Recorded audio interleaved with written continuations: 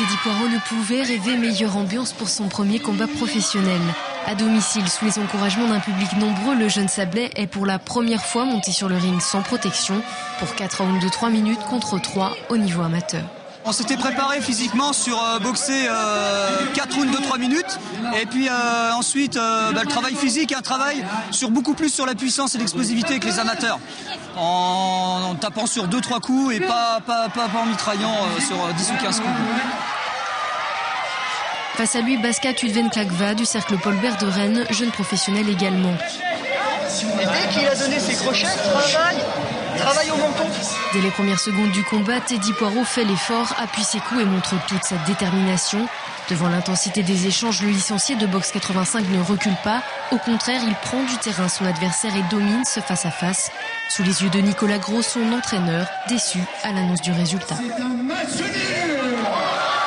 C'est lui qui a fait le combat, c'est lui qui a avancé. Il a mis les crochets, les uppercuts qu'il fallait. Il a vraiment fait le combat.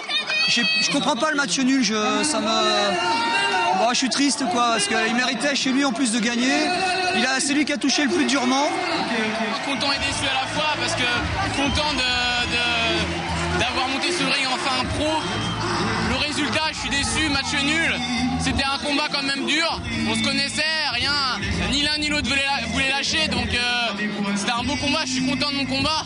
Mais bon, le résultat est là que ça a été chaud, mais c'est la preuve que c'est vraiment c'est pas n'importe qui qu'on a en face. Hein. On boxe, c'est la loi du sport. Mais bon, déçu mais content pour les premières sensations.